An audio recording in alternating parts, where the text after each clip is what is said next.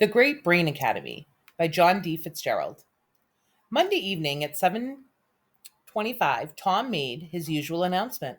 You fellows are going to have to use the washroom on the second floor for the next half hour. Then he went inside the washroom and locked the door. He climbed through the trap door to the attic and opened the dormer window. In a couple of minutes, he saw Daniel coming down the street. Jerry had doubted Daniel would cooperate, but Tom didn't have any doubts after learning Daniel had spent 2 years at the academy and stood to make 50 cents besides. Tom let down a string with a rock tied to it.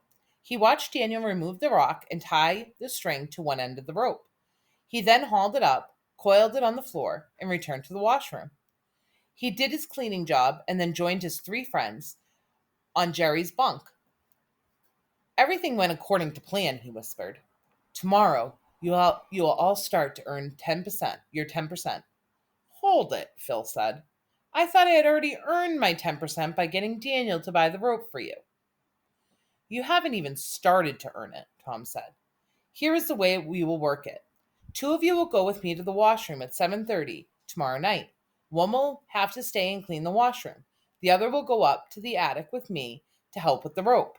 The third can come in the dormitory. You will each take turns doing different things that must be done to get the candy store going. Count me out, Phil said to Tom's surprise. We will all get expelled for sure if we get caught smuggling candy into the academy. Jerry shook his head.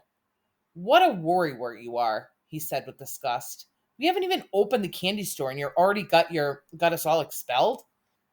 I can't help it, Phil said. This is the only Catholic academy in Utah, and if I get expelled, my mother and father will never forgive me. What about you, Tony? He asked. Huh? Tony said. Cut out the business, Tom said. Are you in or out? Tony hesitated a moment. I think Phil is right, he said. In that case, Tom said, would you and Phil mind leaving us? What I have to say is for the ears of stockholders in the corporation only, and Jerry and I will pick two other fellows to become stockholders. Phil began biting his lip. You mean we aren't even friends anymore? He asked. Jerry spoke before Tom could answer.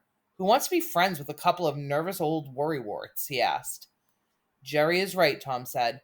We don't want to have anything to do with a couple of fellows who are going to be worrying all the time about something that can't even happen.